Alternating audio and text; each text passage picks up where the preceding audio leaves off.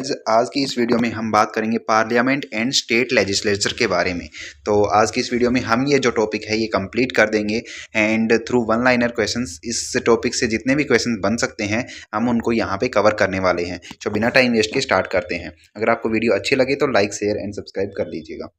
So what are the three components of the parliament.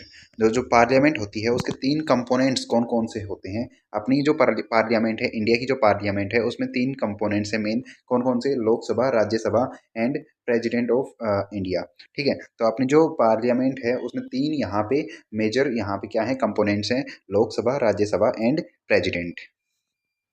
कौन सा article mention करता है इन तीनों के बारे में, तीन कंपोनेंट्स ऑफ पार्लियामेंट के बारे में? तो ये कौन सा आर्टिकल है? आर्टिकल 79। यानी कि पार्लियामेंट में कौन कौन से जो हैं कंपोनेंट्स वो इंक्लूड होते हैं, तो लोकसभा, राज्यसभा एंड प्रेसिडेंट। और इसके बारे में कहाँ पे कॉन्स्टिट्यूशन में कहाँ पे मेंशन है? तो आर्टिकल 79 जो है इसमें मेंशन है किसके बारे में? पार्लियामेंट में तीन जो कंपोनेंट है इनके बारे में। What are the components of a state legislature. जो स्टेट लेजिस्लेचर होती है यानी कि विधानसभा जो होती है उसके कौन कौन से कंपोनेंट होते हैं? तो उसमें होता है गवर्नर एंड आइदर वन और टू हाउस। यानी कि कुछ जो अपने स्टेट्स हैं, इंडिया के कुछ स्टेट्स में वन हाउस वाली जो स्टेट लेजिस्लेचर होती हैं, कुछ में टू हाउस वाली स्टेट लेजिस्लेचर होती है। बट जो पार्लियामेंट होती है उसमें दो यहाँ पे क्या होते हैं, दो हाउस होते हैं, लोकसभा एंड राज्यसभा। बट जो स्टेट होती है उसमें या तो एक हो सकता है या फिर दोनों भी हो सकते हैं। ठीक है, बाकी इसमें तो तीसरा जैसे उसमें प्रेसिडेंट था, तो यहाँ पे स्टेट लेजिस्लेचर में कौन सा होता है? गवर्नर होता है। और इसके बारे में कौन से आर्टिकल में मेंशन है? तो आर्टिकल 168। जो अपना पार्लियामेंट का था वो था आर्टिकल 79। एंड जो अपना आर्टिकल है स्टेट लेजिस्लेचर के बारे में वो है आर्टिकल 168। ठीक है, 168 and 79। What is the maximum strength of Lok Sabha. जो लोकसभा है उसकी मैक्सिमम स्ट्रेंथ क्या हो सकती है? तो लोकसभा की मैक्सिमम स्ट्रेंथ क्या हो सकती है? 550 मेंबर्स। ठीक है, ये कौन से आर्टिकल में मेंशन है? आर्टिकल 81। आर्टिकल 81 में क्या है? लोकसभा में जो मैक्सिमम नंबर ऑफ मेंबर्स हैं उनकी जो मैक्सिमम नंबर्स हैं उनकी जो स्ट्रेंथ है वो बताता है आर्टिकल 81। आर्टिकल 81 में कितना बताता है? 550। किसमें? लोकसभा में मेंबर्स की संख्या।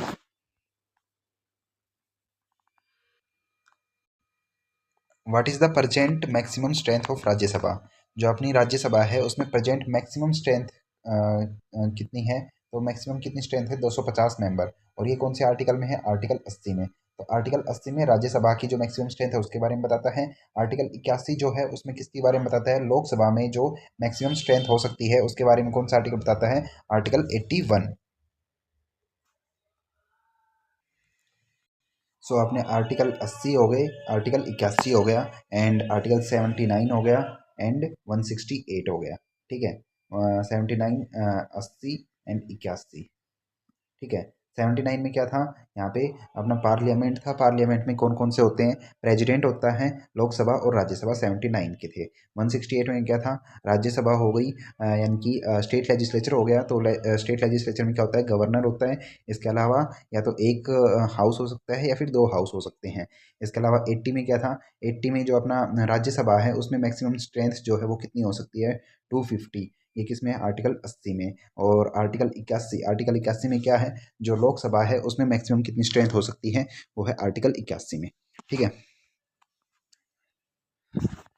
अभी what is the maximum strength of state legislative assembly. जो स्टेट लेजिस्लेटिव असेंबली है उसकी मैक्सिमम स्ट्रेंथ क्या हो सकती है, यानी कि कितनी है? तो 500 मेंबर्स हैं आर्टिकल 170 के थ्रू।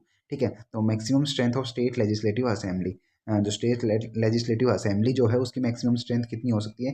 500 है। ठीक है, और कौन से आर्टिकल के थ्रू है? 170।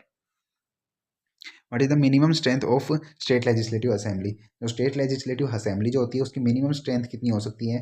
यानी कि 60 मेंबर हो सकते हैं मिनिमम। ये आर्टिकल 170 में है कि जो स्टेट लेजिस्लेटिव असेंबली जो होती है उसमें 60 से लेके 500 मेंबर तक के जो मेंबर्स हैं वो इतनी स्ट्रेंथ हो सकती है। कितनी? 60 मेंबर्स से लेके 500 मेंबर्स तक। किसमें? स्टेट लेजिस्लेटिव असेंबली में। कौन से आर्टिकल के थ्रू? 170 आर्टिकल। ठीक है, 168 में क्या था? आर्टिकल 168 में था स्टेट लेजिस्लेटिव असेंबली में क्या क्या होते हैं? गवर्नर होता है या फिर एक हाउस या फिर दो हाउस हो सकते हैं। ठीक है, इसके अलावा 170 में क्या है? 170 में है कि मैक्सिमम इसकी जो स्ट्रेंथ होती है यानी कि 60 से लेके 500 तक। What is the maximum strength of legislative council. जो लेजिस्लेटिव काउंसिल है उसकी मैक्सिमम स्ट्रेंथ क्या हो सकती है? तो 1/3 of total strength of legislative assembly. ये आर्टिकल कौन सा है? आर्टिकल 171। तो ये जो मैक्सिमम स्ट्रेंथ पूछा है किसकी? लेजिस्लेटिव काउंसिल की। तो लेजिस्लेटिव काउंसिल क्या होता है? लेजिस्लेटिव काउंसिल की मैक्सिमम स्ट्रेंथ पूछी है। तो मैक्सिमम स्ट्रेंथ कितनी हो सकती है लेजिस्लेटिव काउंसिल की? तो 1/3 हो सकती है, जितने की यहाँ पे स्टेट जो लेजिस्लेटिव असेंबली में जितने मेंबर हैं उनका जो 1/3 होती है वो उतनी क्या हो सकती है उसकी मैक्सिमम स्ट्रेंथ किसकी? लेजिस्लेटिव काउंसिल की। ठीक है, काउंसिल की स्ट्रेंथ कितनी हो सकती है? 1/3 of the member of assembly. ठीक है, लेजिस्लेटिव काउंसिल की कितनी हो सकती है? 1/3 मेंबर ऑफ लेजिस्लेटिव असेंबली। कौन सा आर्टिकल है? आर्टिकल 171। और लेजिस्लेटिव काउंसिल में कितने मेंबर्स हो सकते हैं? कौन से आर्टिकल के थ्रू? 170 आर्टिकल के थ्रू। कितने हो सकते हैं? 60 से लेके 500 तक हो सकते हैं। ठीक है, स्टेट लेजिस्लेटिव असेंबली में। What is the minimum strength of legislative council. जो स्टेट ये लेजिस्लेटिव काउंसिल होती है 171 में जो बताया गया था, क्या बताया गया था कि 1/3 हो सकती है किसकी? जो लेजिस्लेटिव असेंबली जो होती है उसकी स्ट्रेंथ का। ठीक है, ये कौन सा आर्टिकल था? आर्टिकल 171। तो इसके तहत कितना बताया गया है? मिनिमम कितना हो सकता है? तो मिनिमम हमने लेजिस्लेटिव असेंबली में देखा था मिनिमम कितने हैं? 60 हैं। मैक्सिमम कितने हैं? 500 हैं। तो मिनिमम यहाँ पे कितना हो गया? यहाँ पे 1/3। ठीक है, मिनिमम यहाँ पे स्ट्रेंथ पूछी है तो मिनिमम 40 मेंबर हो सकते हैं कि किस में? यहाँ पे लेजिस्लेटिव काउंसिल में।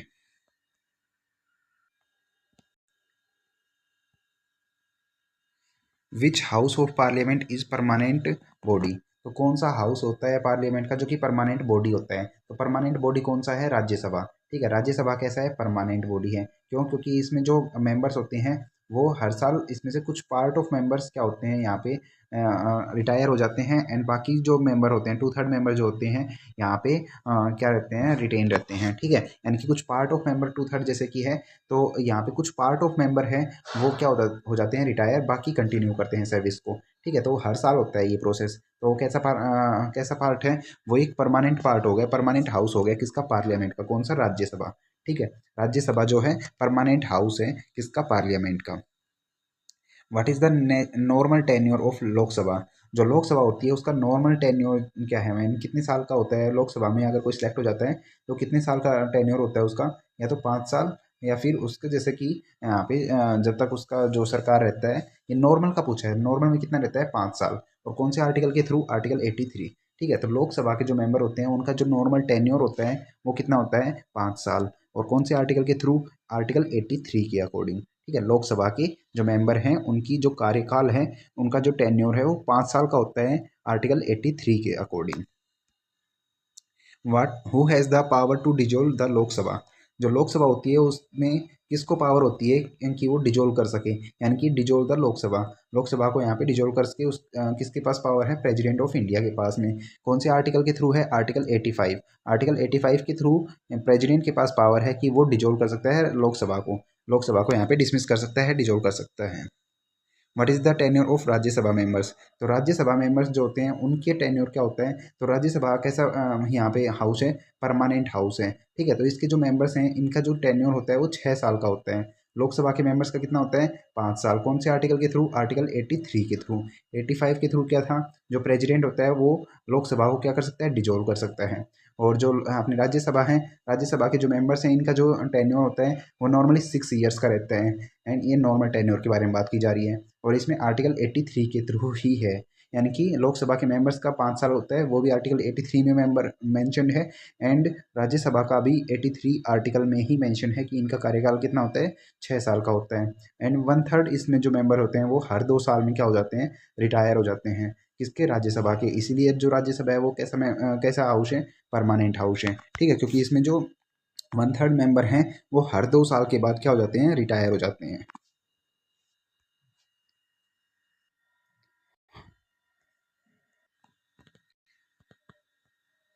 विच house of parliament is permanent body.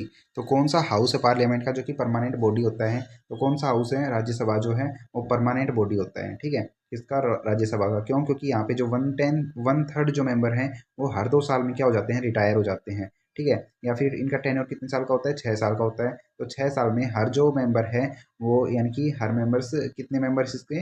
1/3 member. और कितने साल में रिटायर हो जाते हैं? 2 साल में। तो इसको क्या बोला जाता है? Permanent house. ठीक है। What is the normal tenure of Lok Sabha? तो लोकसभा के जो मेंबर होते हैं उनका नॉर्मल टेन्योर कितना होता है, यानी कार्यकाल कितना होता है, तो उनका होता है 5 साल का। यानी कि कौन से आर्टिकल में मेंशन है, 83 आर्टिकल में मेंशन है कि लोकसभा के जो मेंबर होते हैं उनका नॉर्मल जो टेन्योर होता है, नॉर्मल जो कार्यकाल होता है वो 5 साल का होता है। कितने साल का? 5 साल का। और राज्यसभा के जो मेंबर्स हैं उनका नॉर्मल जो टेन्योर होता है वो कितने का होता है, वो होता है अपना 6 साल का। बट उसमें क्या होता है, 1/3 जो मेंबर होते हैं राज्यसभा के वो क्या हो जाते हैं, हर 2 साल में रिटायर हो जाते हैं। तो राज्यसभा कैसा हो जाता है, राज्यसभा हो जाता है अपना permanent house. Who has the power to dissolve the Lok Sabha? जो लोकसभा को डिजोल्व करने की पावर किसके पास है, ये प्रेसिडेंट ऑफ इंडिया के पास में पावर है। कौन से आर्टिकल के थ्रू है ये, आर्टिकल 85 के थ्रू। क्या है पावर कि डिजोल्व कर सकता है किसको, लोकसभा को। कौन कर सकता है, प्रेसिडेंट ऑफ इंडिया। कौन से आर्टिकल के थ्रू कर सकता है, आर्टिकल 85 का यूज करके। ठीक है। What is the tenure of Rajya Sabha members? तो राज्यसभा मेंबर्स जो होते हैं उनका जो नॉर्मल टेन्योर होता है वो कितने साल का होता है, 6 साल का होता है। बट जो इसके मेंबर्स हैं वो एवरी 1/3 जो मेंबर्स हैं इसके वो रिटायर हो जाते हैं हर 2 साल में। कौन से आर्टिकल के थ्रू हो जाते हैं, आर्टिकल 83। ठीक है। तो आर्टिकल 83 के तहत जो राज्यसभा के जो मेंबर्स हैं वो हर 2 साल में 1/3 जो मेंबर्स हैं वो रिटायर हो जाते हैं, या फिर उनका जो कार्यकाल होता है वो कितने साल का होता है, 6 साल का। और आर्टिकल 83 में ही मेंशन है कौन सा, लोकसभा के जो मेंबर्स हैं उनका कार्यकाल कितने साल का है, 5 साल का, नॉर्मल टेन्योर में। What is the maximum gap allowed by the 2 sessions of the parliament? जो पार्लियामेंट में सेशंस होते हैं उनके बीच में मैक्सिमम गैप कितना अलाउड है? तो मैक्सिमम गैप कितना अलाउड है, मैक्सिमम गैप अलाउड है यहाँ पे 6 मंथ का। ठीक है, 6 मंथ यानी कि 6 महीने का। कौन से आर्टिकल के थ्रू, आर्टिकल 85 में मेंशन है ये। आर्टिकल 85 में एक और चीज मेंशन है कि जो प्रेसिडेंट होता है वो क्या कर सकता है, डिजोल्व कर सकता है किसको, लोकसभा को। ठीक है। एंड इसी में मेंशन है कि जो अपने पार्लियामेंट में जो सेशंस होते हैं उनके बीच का जो मैक्सिमम गैप है वो कितने महीने का हो सकता है, 6 महीने का। कौन कौन से सेशन हो सकते हैं यहाँ पे, बी एम डब्ल्यू, अब जो आपने गाड़ी देखी थी बी एम डब्ल्यू जो है वो सेशंस हो सकते हैं कौन कौन से, B for budget, M for monsoon and W for winter. तो बजट सेशन, मानसून सेशन और विंटर सेशन। और विंटर सेशन अभी लास्ट में हुआ है, जैसे कि यहाँ पे 2025 में अपना 20 दिसंबर को जो हुआ है, यहाँ पे 20 दिसंबर last working day of winter session. ठीक है। तो इस टाइप से यहाँ पे 15 दिन का जो विंटर सेशन हुआ था अपना, तो यहाँ पे 2025 में वो हुआ था। यानी कि जो बी एम डब्ल्यू 3 टाइप के सेशन होते हैं, budget, monsoon and winter session. तो 6 महीने का यहाँ पे मैक्सिमम गैप अलाउड है। कौन से आर्टिकल के थ्रू, आर्टिकल 85 के through. What is the quorum of Lok Sabha? तो लोकसभा का कोरम क्या होता है, लोकसभा का कोरम होता है जो लोकसभा में जितने मेंबर्स हैं उनका 1/10। ठीक है, 1/10 यानी कि 1/10 ऑफ मेंबर ऑफ लोकसभा। तो लोकसभा में अभी यहाँ पे हम कितने मेंबर ले सकते हैं, फॉर एग्जांपल 550 मेंबर हैं। लोकसभा के मेंबर्स का जो 1/10 करेंगे, यानी कि यहाँ पे कितना आ गया, 55 आ गया। तो 55 मेंबर जो हैं वो लोकसभा का क्या होता है, कोरम होता है। कौन से आर्टिकल में मेंशन है, आर्टिकल 100 में। ठीक है, आर्टिकल 100 में, यानी कि 100 आर्टिकल जो है वो किसके बारे में बताता है, कोरम ऑफ लोकसभा के बारे में। Who preside over the Lok Sabha? Lok Sabha में प्रिसाइड कौन करता है, तो जो यहाँ पे स्पीकर होता है वो लोकसभा में क्या करता है, प्रिसाइड करता है। कौन से आर्टिकल के थ्रू करता है, आर्टिकल 93 के थ्रू। आर्टिकल 100 क्या बोलता है, कोरम ऑफ लोकसभा के बारे में बोलता है। आर्टिकल 70, आर्टिकल यहाँ पे क्या हो गया, 93 स्पीकर ऑफ लोकसभा के बारे में बोलता है। कौन सा, आर्टिकल 93 के बारे में। Who presided over the Rajya Sabha? तो राज्यसभा में कौन प्रिसाइड करता है, तो वहाँ पे कौन था, लोकसभा में कौन था, स्पीकर था। एंड राज्यसभा में कौन करता है, वाइस प्रेसिडेंट ऑफ इंडिया। ठीक है, जो वाइस प्रेसिडेंट ऑफ इंडिया है वो कहाँ पे करता है, यहाँ पे राज्यसभा में। एंड कौन से आर्टिकल के थ्रू करता है, आर्टिकल 89 के थ्रू। एक्स ऑफिशियो चेयरमैन भी बोलते हैं। एक्स ऑफिशियो चेयरमैन किसको बोलते हैं, वाइस प्रेसिडेंट ऑफ इंडिया को। कौन से आर्टिकल के थ्रू, 89 आर्टिकल के थ्रू। एंड वहाँ पे जो स्पीकर था किसका, लोकसभा का, कौन से आर्टिकल के थ्रू, यहाँ पे प्रिसाइड कर रहा था लोकसभा में 93 के थ्रू। ठीक है, यानी कि आर्टिकल 93 के थ्रू लोकसभा में जो स्पीकर था वो प्रिसाइड कर रहा था। राज्यसभा में कौन यहाँ पे प्रिसाइड कर रहे हैं, जो वाइस प्रेसिडेंट होता है वो प्रिसाइड करता है। कौन से आर्टिकल का यूज़ करके, 89 आर्टिकल का यूज़ करके। ठीक है। Who preside over the state legislative assembly? जो स्टेट लेजिस्लेटिव असेंबली होती है उसमें कौन प्रिसाइड करता है, स्टेट लेजिस्लेटिव असेंबली। तो स्टेट लेजिस्लेटिव असेंबली में कौन प्रिसाइड करते हैं, स्पीकर ऑफ द असेंबली। ठीक है, स्टेट लेजिस्लेटिव असेंबली में कौन यहाँ पे प्रिसाइड करता है, तो यहाँ पे जो स्पीकर होता है किसका, असेंबली का, वो करता है। कौन से आर्टिकल के थ्रू करता है, 178। तो 178 आर्टिकल में यहाँ पे मेंशन है कि जो स्टेट लेजिस्लेटिव असेंबली होती है उसमें कौन प्रिसाइड करेगा, स्पीकर ऑफ असेंबली। ठीक है, स्पीकर ऑफ असेंबली को कहाँ पे, यहाँ पे प्रिसाइड करेगा। तो जो स्टेट लेजिस्लेटिव असेंबली है उसमें कौन प्रिसाइड करेगा, यहाँ पे जो स्पीकर है वो। ठीक है, कौन से आर्टिकल का यूज करके, आर्टिकल 178 का यूज करके। Who preside over the state legislative council, जो स्टेट लेजिस्लेटिव काउंसिल होती है उसमें कौन प्रिसाइड करता है, तो चेयरमैन ऑफ द काउंसिल जो है वो यहाँ पे प्रिसाइड करता है, किसमें, स्टेट लेजिस्लेटिव काउंसिल में। तो स्टेट लेजिस्लेटिव काउंसिल, काउंसिल जो होती है स्टेट लेजिस्लेटिव की, उसमें कौन करता है, तो उसमें करता है चेयरमैन ऑफ काउंसिल। ठीक है, स्टेट लेजिस्लेटिव काउंसिल में कौन, चेयरमैन ऑफ काउंसिल में, चेयरमैन ऑफ काउंसिल कौन से आर्टिकल का यूज़ करके, 182 आर्टिकल का यूज़ करके। और जो अपनी स्टेट लेजिस्लेटिव असेंबली थी, स्टेट लेजिस्लेटिव असेंबली, उसमें कौन करता है, 178 का यूज़ करके यहाँ पे कौन करता है, यहाँ का जो स्पीकर होता है वो करता है। ठीक है, और जो अपने जो काउंसिल होती है उसमें मेंबर कितने हो सकते हैं, जो असेंबली होती है अपनी उसके कितने मेंबर हो सकते हैं, 1/3 मेंबर हो सकते हैं, किसमें, यहाँ पे जो काउंसिल होती है उसमें। ठीक है, स्टेट लेजिस्लेटिव काउंसिल में। Who decides whether A bill is money bill और नोट, तो कौन डिसाइड करता है यहाँ पे, तो स्पीकर ऑफ लोकसभा जो है वो डिसाइड करता है, कौन से आर्टिकल का यूज़ करके, 110 आर्टिकल का यूज़ करके, क्या कि वो मनी बिल है या नहीं है। कौन डिसाइड करता है, कहाँ पे डिसाइड करता है, लोकसभा में डिसाइड करता है। लोकसभा में कौन मेन होता है, यहाँ पे स्पीकर मेन होता है।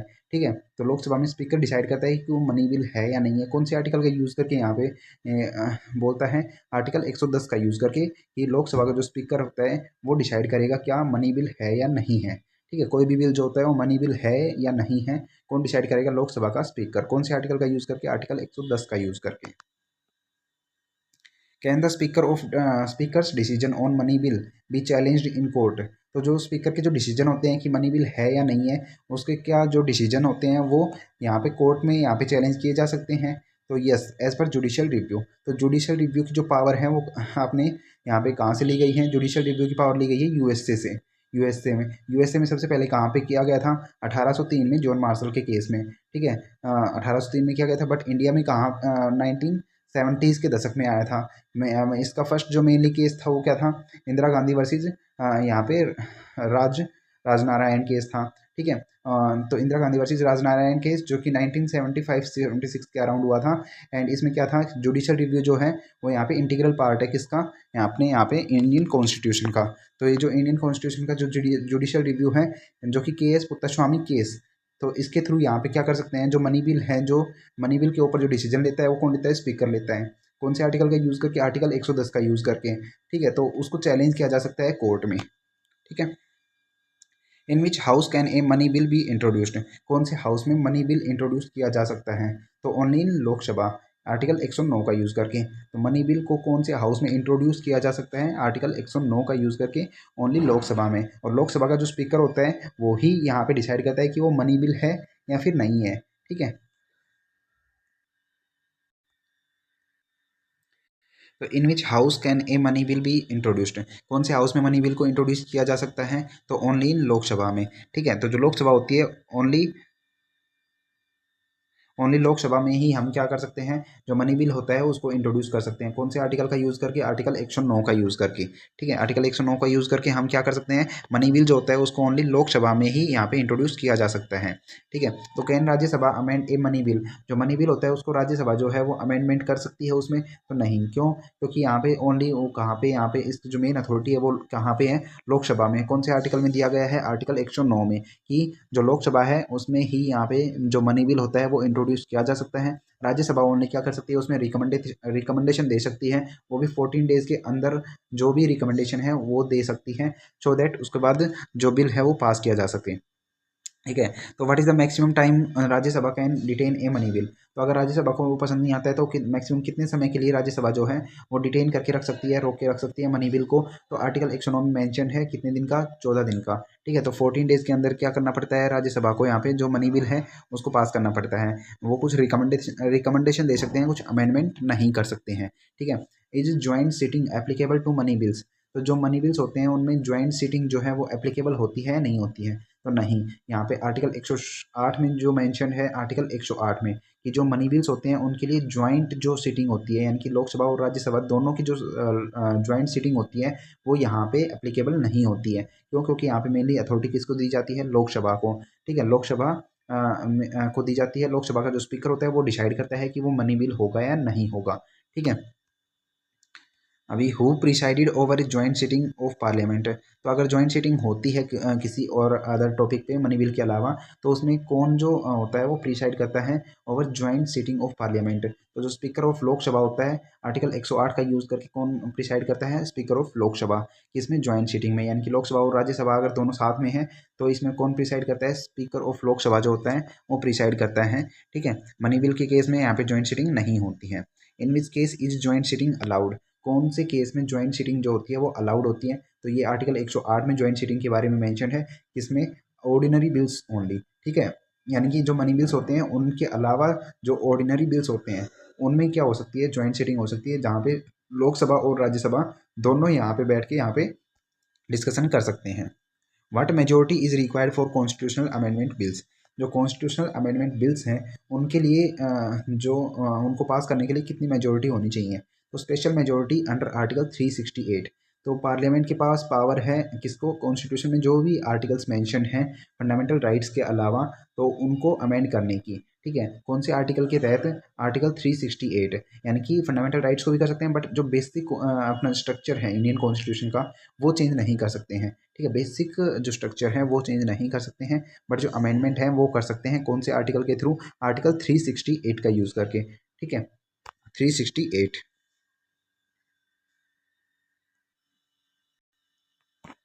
What is the financial bill type 1, तो फाइनेंशियल बिल टाइप 1 क्या होता है, बिल अंडर आर्टिकल 117 का 1 जो है कंटेनिंग मनी बिल प्रोविजंस। तो आर्टिकल 117 के एक में जो बिल मेंशन है उनको हम क्या बोल सकते हैं, फाइनेंशियल बिल टाइप 1। 117 का एक, जो 117 का जो एक है उसमें जो बिल्स आते हैं कंटेनिंग मनी बिल्स प्रोविजन, जिसमें मनी बिल्स के जो प्रोविजन होते हैं उनको हम क्या बोल सकते हैं, फाइनेंशियल बिल टाइप 1। ठीक है, फाइनेंशियल बिल टाइप 1 बोल सकते हैं, जो आर्टिकल 117 के एक के अंदर जो आते हैं इंक्लूडिंग मनी बिल्स, जिसमें मनी बिल्स यहाँ पे कंटेन किए जाते हैं। Can a financial bill type 1 be introduced in Rajya Sabha, तो फाइनेंशियल बिल जो टाइप 1 का होता है वो क्या इंट्रोड्यूस किया जा सकता है राज्यसभा में, तो नहीं, क्योंकि वो क्या होता है, एक मनी बिल टाइप का होता है। ठीक है, आर्टिकल 117 के एक में जो मेंशन है उनको फाइनेंशियल बिल टाइप 1 बोलते हैं, जो कि ओनली लोकसभा में पेश किए जा सकते हैं, और ये मनी बिल होते हैं तो राज्यसभा में पेश यहाँ पे इंट्रोड्यूस नहीं किए जा सकते। राज्यसभा क्या कर सकता है, ओनली यहाँ पे रिकमेंडेशन दे सकता है, कौन से आर्टिकल का यूज़ करके, आर्टिकल 108 का यूज़ करके, बट वहाँ पे अमेंडमेंट नहीं कर सकता है। Can a financial bill type 2 be introduced in Rajya Sabha, तो जो टाइप 2 का होता है वो क्या हम राज्यसभा में यहाँ पे जो इंट्रोड्यूस कर सकते हैं, तो यस, हम आर्टिकल 117 का यूज़ करके यहाँ पे जो राज्यसभा होती है उसमें टाइप 2 का जो बिल होता है फाइनेंशियल बिल, उसको हम यहाँ पे इंट्रोड्यूस कर सकते हैं, बट जो टाइप 1 का होता है जो कि मनी बिल से रिलेटेड होता है, तो उसको हम ओनली लोकसभा में यहाँ पे इंट्रोड्यूस करते हैं, ना कि राज्यसभा में। ठीक है, who recommends the introduction of financial bill, जो फाइनेंशियल बिल्स होते हैं उनका जो इंट्रोडक्शन है किसमें, पार्लियामेंट में, यानी कि लोकसभा या फिर राज्यसभा में।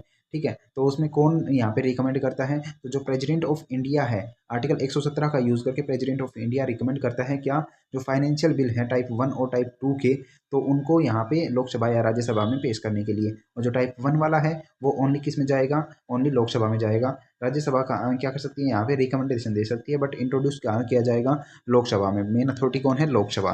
ठीक है, क्योंकि वो मनी बिल टाइप का होता है, आर्टिकल 117 का।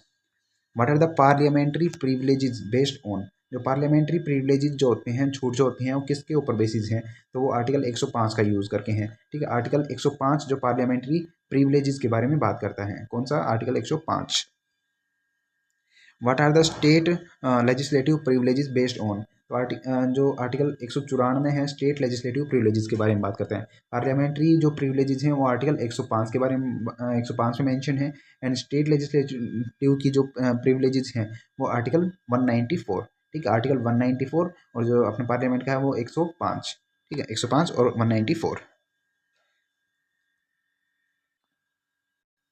Are the parliamentary privileges codified, तो जो पार्लियामेंट्री प्रिविलेजेस होती हैं वो लार्जली अनकोडिफाइड होती हैं। ठीक है, तो जो पार्लियामेंट्री प्रिविलेजेस होती हैं वो अनकोडिफाइड होती हैं, वो भी लार्जली। ठीक है, what is the anti defection law contained in, जो एंटी डिफेक्शन लॉ है वो कौन से यहाँ पे मेंशन है, कहाँ पे मेंशन है, तो 10th schedule of the constitution में मेंशन है क्या, एंटी डिफेक्शन लॉ।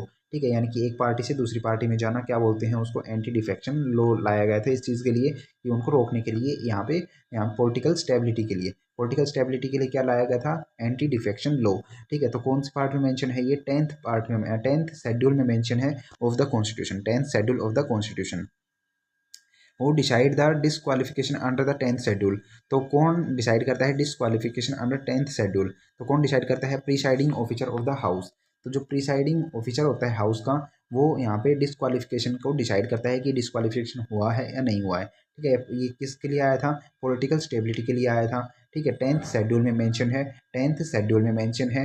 और ये क्या बोलता है, ये एंटी डिफेक्शन लॉ इसको बोला जाता है, एंटी डिफेक्शन लॉ बोला जाता है। कौन यहाँ पे डिसाइड करता है कि यहाँ पे डिफेक्शन, एंटी डिफेक्शन मतलब ये जो हुआ है या नहीं हुआ है, इसके ऊपर डिसाइड करने की जो पावर है वो किसके पास में है, तो प्रिसाइडिंग ऑफिसर जो होता है हाउस का, उसके पास इसकी पावर होती है। Can courts review decisions under the 10th schedule. तो जो 10th शेड्यूल होता है उसमें क्या कोर्ट जो है वो डिसीजन यहाँ पे ले सकती है, तो यस। किहोतो होलोहन केस, तो किहोतो होलोहन केस जो है उसके तहत यहाँ पे जो कोर्ट दिखाया गया था, यहाँ पे कोर्ट ने क्या किया था, रिव्यू किया था क्या, decisions under the 10th schedule. 10th schedule में क्या था, यहाँ पे जो प्रिसाइडिंग ऑफिसर होता है वो क्या करता है, यहाँ पे डिसाइड करता है किसके बारे में, एंटी डिफेक्शन लॉ के बारे में, यानी कि एंटी डिफेक्शन जो एक पॉलिटिकल अनस्टेबिलिटी के लिए जो लॉ लाया गया था, एंटी डिफेक्शन लॉ। कहाँ पे मेंशन है, 10th शेड्यूल में मेंशन है। कौन डिसाइड करता है, प्रिसाइडिंग ऑफिसर डिसाइड करता है। एंटी डिफेक्शन लॉ बोला जाता है, पॉलिटिकल स्टेबिलिटी के लिए लाया गया था, यानी कि जो पॉलिटिशियंस एक पार्टी से जीतकर दूसरी पार्टी में चले जाते थे, तो उनको यहाँ पे स्टेबिलिटी लाने के लिए कि वो एक ही पार्टी में रहें, उसके लिए क्या लाया गया था, एंटी डिफेक्शन लॉ। ठीक है, तो क्या कोर्ट में रिव्यू कर सकते हैं उसको, हाँ कर सकते हैं। कौन से केस का एग्जांपल दे सकते हैं यहाँ पे, कि पहले किया गया था तो किहोतो होलोहन केस, किहोतो होलोहन केस के थ्रू यहाँ पे हम एंटी डिफेक्शन लॉ को हम यहाँ पे कोर्ट में चैलेंज कर सकते हैं। What leads to disqualification under anti defection law. तो क्या यहाँ पे व्हाट लीड्स टू डिसक्वालिफिकेशन, तो क्या डिसक्वालिफिकेशन के लिए कौन लीड करता है यहाँ पे, वॉलेंट्रीली गिविंग अप मेंबरशिप और डिफाइंग पार्टी विप। ठीक है, तो यहाँ पे वॉलेंट्रीली यानी अपनी इच्छा से गिविंग अप मेंबरशिप। ठीक है, तो जो अपनी मेंबरशिप है उसको अपनी इच्छा से देना, या फिर डिफाइंग पार्टी विप। ठीक है, तो इसके तहत हम यहाँ पे लीड कर सकते हैं disqualification under anti defection law. What is the special power of Rajya Sabha under article 249। जो आर्टिकल 249 है वो कौन सी स्पेशल पावर देता है राज्यसभा को, तो authorise parliament to legislate on state list. ठीक है, जो स्टेट लिस्ट होता है उसके ऊपर जो कानून बनाने के जो कार्यक्रम होता है, तो वो पार्लियामेंट किसको अथोराइज कर सकता है, लेजिस्लेट को यहाँ पे अथोराइज करता है। ठीक है, कौन से आर्टिकल का यूज़ करके, आर्टिकल 249 स्टेट लिस्ट, यानी कि कौन से यहाँ पे 7th शेड्यूल में मेंशन है कौन कौन सी 3 लिस्ट मेंशन है, state list, union list and concurrent list. तो ठीक है, स्टेट लिस्ट जो होती है जो स्टेट कानून बनाता है, यानी कि स्टेट गवर्नमेंट जो होती है वो कानून बनाती है। यूनियन लिस्ट जो यूनियन गवर्नमेंट होती है वो कानून बनाती है। कॉन्करेंट लिस्ट क्या होती है, जो दोनों मिलकर काम करती हैं उनको हम बोलते हैं कॉन्करेंट लिस्ट। तो आर्टिकल 249 का यूज़ करके जो राज्यसभा होती है वो स्टेट लेजिस्लेट को यहाँ पे अथराइज करती है। कौन करती है, पार्लियामेंट यहाँ पे authorise parliament to legislate on state list. ठीक है, तो राज्यसभा के पास ये स्पेशल पावर आती है कि वो यहाँ पे लेजिस्लेट कानून बनाने के लिए यहाँ पे स्टेट लिस्ट वाले जो सब्जेक्ट हैं वो अथराइज कर सकती है किसको, पार्लियामेंट को। ठीक है, what is the special power of Rajya Sabha under article 312। Article 312 के तहत कौन सी जो स्पेशल पावर है वो दी गई है किसको, राज्यसभा को। ठीक है, तो creation of all India services. ठीक है, creation of all India service.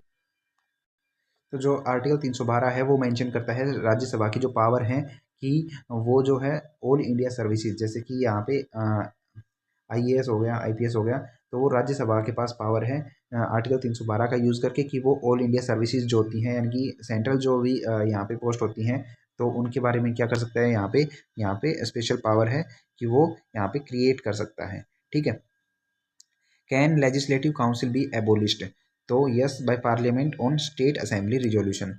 ठीक है, तो जो लेजिस्लेटिव काउंसिल है उसको एबोलिश किया जा सकता है, बट कैसे, bye parliament on state assembly resolution, और वो भी कौन से आर्टिकल का यूज़ करके, आर्टिकल 169 का यूज़ करके, 169 का यूज़ करके क्या कर सकते हैं, लेजिस्लेटिव काउंसिल को एबोलिश किया जा सकता है। कौन कर सकता है, बाय पार्लियामेंट, यानी कि पार्लियामेंट कर सकती है on state assembly resolution. State assembly resolution में ही कर सकती है। कौन कर सकता है, पार्लियामेंट कर सकती है। क्या कर सकती है, लेजिस्लेटिव काउंसिल जो होती है उसको एबोलिश कर सकती है। कौन से आर्टिकल का यूज़ करके कर सकती है, तो आर्टिकल 169 169 का यूज़ करके। What majority is required in state assembly for council creation abolition. ठीक है, तो विच what majority is required in state assembly for council creation. ठीक है, तो काउंसिल क्रिएशन के लिए कौन सी किस टाइप की मेजोरिटी रिक्वायर होती है, या फिर उसके एबोलिशन के लिए, क्रिएशन या एबोलिशन के लिए स्पेशल मेजोरिटी यहाँ पे रिक्वायर्ड होती है। तो can president nominate members to Rajya Sabha. तो जो प्रेसिडेंट होता है वो क्या नॉमिनेट कर सकता है क्या मेंबर्स को राज्यसभा में। तो 12 मेंबर्स जो होते हैं उनको यहाँ पे कौन कर सकता है, जो 12 मेंबर्स होते हैं उनको यहाँ पे नॉमिनेट कर सकता है कौन, प्रेसिडेंट ऑफ इंडिया जो है वो नॉमिनेट कर सकता है राज्यसभा में कितने मेंबर्स को, 12 मेंबर्स को। कौन से आर्टिकल में मेंशन है, आर्टिकल 80 में मेंशन है कि जो प्रेसिडेंट होता है वो 12 मेंबर्स को किस में यहाँ पे नॉमिनेट कर सकते हैं, राज्यसभा जो होती है उसमें यहाँ पे नॉमिनेट कर सकता है। राज्यसभा कैसा हाउस है, परमानेंट हाउस है। इसमें जो 1/3 मेंबर होते हैं वो हर 2 साल में क्या हो जाते हैं, रिटायर हो जाते हैं। वैसे इसका टेन्योर कितने साल का होता है, 6 साल का। लोकसभा का जो टेन्योर होता है वो कितने साल का होता है, लोकसभा का 5 साल का होता है। ठीक है, can governor nominate members to legislative council.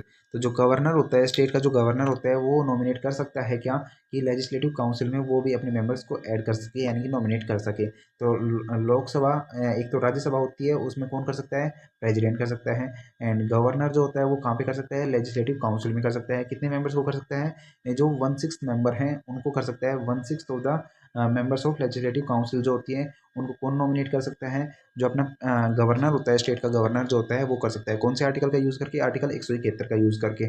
और राज्यसभा में जो इंट्रोड्यूस किया गया था, नॉमिनेट किया गया था, कौन से आर्टिकल का यूज़ करके किया गया था, आर्टिकल 80 का यूज़ करके राज्यसभा में यहाँ पे इंट्रोड्यूस किया गया था। और जो लेजिस्लेटिव काउंसिल है उसमें आर्टिकल 171, ठीक है, 171। What happens if budget is not passed by Lok Sabha. तो क्या होगा अगर जो बजट होता है वो पास ना हो लोकसभा के द्वारा, तो government is deemed to have lost confidence. तो यानी कि जो गवर्नमेंट होती है वो यहाँ पे कॉन्फिडेंस को यहाँ पे लॉस कर देती है। Can Rajya Sabha vote on deemed for grants. तो राज्यसभा वोट कर सकती है क्या डीम्ड फॉर ग्रांट्स, तो नहीं, आर्टिकल 113। तो आर्टिकल 113 में मेंशन है कि राज्यसभा जो होती है वो वोट नहीं कर सकती है डिमांड फॉर ग्रांट्स के लिए। ठीक है, can state legislative council reject money bill. जो स्टेट लेजिस्लेटिव काउंसिल होती है वो क्या रिजेक्ट कर सकती है मनी बिल को, नहीं। क्यों, क्योंकि वो ओनली 14 दिन के लिए यहाँ पे मेंशन कर सकती है। जैसे अपना यहाँ पे हमने पढ़ा था लोकसभा और राज्यसभा के बारे में, तो राज्यसभा जो होती है वो मैक्सिमम 14 डेज के लिए जो मनी बिल होते हैं उनको रख सकती है। कौन से आर्टिकल में मेंशन है, आर्टिकल 110 में मेंशन है। लोकसभा के पास इसमें सुप्रीम अथॉरिटी होती है। राज्यसभा अमेंड कर सकती है, नहीं कर सकती है, राज्यसभा अमेंड भी नहीं कर सकती है। क्यों, क्योंकि वो ओनली क्या कर सकती है, रिकमेंडेशन प्रोवाइड कर सकती है। कौन से आर्टिकल में मेंशन है, आर्टिकल 110 में मेंशन है। ऐसे लेजिस्लेटिव जो होती है, स्टेट लेजिस्लेचर जो होता है उसमें जो अपने यहाँ पे लेजिस्लेटिव काउंसिल जो होती है वो यहाँ पे मनी बिल को यहाँ पे जो होते हैं मनी बिल उसको यहाँ पे रिजेक्ट नहीं कर सकती है, वो अमेंडमेंट भी नहीं कर सकती है। वो क्या कर सकती है, ओनली रिकमेंडेशन प्रोवाइड कर सकती है। यहाँ पे मनी बिल से रिलेटेड कौन सा आर्टिकल है, आर्टिकल 198। और अपना उसमें कौन सा आ जाएगा, आर्टिकल 110 यहाँ पे पार्लियामेंट में आएगा, यानी कि जो यूनियन लेवल जो है, यानी कि अपना टॉप लेवल पे, यानी कि यूनियन लेवल पे क्या आएगा, पूरी कंट्री के लेवल पे आर्टिकल 110। और स्टेट्स के नाम पे अगर बात करें तो आर्टिकल 198, आर्टिकल 198। ठीक है, क्या क्या जो लेजिस्लेटिव काउंसिल है वो मनी बिल को यहाँ पे रिजेक्ट नहीं कर सकती है, वो ओनली 14 दिन के लिए यहाँ पे उसको डिले कर सकती है। What causes vacation of seat in parliament. जो पार्लियामेंट होती है उसमें वैकेशन ऑफ सीट किस वजह से आ सकती है, तो या तो डिस्क्वालिफिकेशन हो, या फिर रेजिग्नेशन हो, या फिर अब्सेंस फॉर 60 डेज। तो अगर 60 दिन के लिए कोई अब्सेंट है पार्लियामेंट में तो उसको यहाँ पे क्या कर दिया जाता है, यहाँ पे डिस्क्वालीफाई कर दिया जाता है। कौन से आर्टिकल में मेंशन है, आर्टिकल 101। ठीक है, आर्टिकल 101 में मेंशन है क्या, कि जो अगर 60 दिन के लिए यहाँ पे जो भी अब्सेंट रहेगा पार्लियामेंट में 60 दिन के लिए, यानी कि 2 महीने के लिए कोई एब्सेंट रहता है तो उसको डिस्क्वालीफाई कर दिया जाता है पार्लियामेंट से। Who accept resignation on Lok Sabha of Lok Sabha speaker. Lok Sabha speaker जो होता है उसका रेजिग्नेशन कौन एक्सेप्ट करता है, तो डेप्यूटी स्पीकर ऑफ प्रेसिडेंट। ठीक है, डेप्यूटी स्पीकर ऑफ प्रेसिडेंट जो होता है वो लोकसभा स्पीकर का जो यहाँ पे रेजिग्नेशन होता है वो क्या करता है, एक्सेप्ट करता है। आर्टिकल 94 का यूज़ करके, आर्टिकल 94 का यूज़ करके लोकसभा का जो स्पीकर होता है वो किसको अपना रेजिग्नेशन प्रोवाइड करता है, तो डेप्यूटी स्पीकर ऑफ यहाँ पे प्रेसिडेंट का। ठीक है, विच house represent states in Indian federal system. Which house represent states in Indian federal system. Indian federal system यानी कि इंडिया का अपना जो सिस्टम है वो कैसा है, काशी फेडरल। ठीक है, काशी फेडरल, यानी कि यहाँ पे फेडरल सिस्टम भी है और यहाँ पे यूनिटरी सिस्टम भी है। ठीक है, तो कौन से हाउस रिप्रेजेंट करता है स्टेट्स को, तो स्टेट्स को कौन सा हाउस रिप्रेजेंट करता है, राज्यसभा। ठीक है, राज्यसभा कैसा है यहाँ पे परमानेंट है, परमानेंट है, यानी कि यहाँ पे 6 साल का इनका कार्यकाल है। 1/3 यहाँ पे क्या हो जाते हैं, रिटायर हो जाते हैं हर 2 साल में। एंड लोकसभा का कितना है, यहाँ पे लोकसभा का 5 साल का है। लोकसभा जो होता है, इसके अलावा लोकसभा, राज्यसभा और क्या होता है यहाँ पे प्रेसिडेंट होता है, जो कि यहाँ पे क्या बनाते हैं, पार्लियामेंट बनाते हैं। ठीक है, तो ये सब अपना आज का आर्टिकल, आज का जो टॉपिक था। एंड अगर आपको इससे रिलेटेड अगर आपको क्विज अटेम्प्ट करना है तो आप डिस्क्रिप्शन में दिए गए लिंक से देख सकते हैं। बाकी अगर आपको यहाँ पे अगर वेबसाइट से आपको पढ़ना है, क्वेश्चंस भी पढ़ सकते हैं, एमसीक्यू लगाने हैं एमसीक्यू लगा सकते हैं, वन लाइनर लगाने हैं तो वन लाइनर भी लगा सकते हैं। तो अगर आप एक बार साइट को विजिट करेंगे तो आपको बहुत ही अच्छा लगेगा। सो आई होप आपको ये वीडियो अच्छी लगी होगी। अगर अच्छी लगी हो तो लाइक शेयर एंड सब्सक्राइब कर लीजिएगा। एंड मिलते हैं अगली वीडियो में। Thank you so much.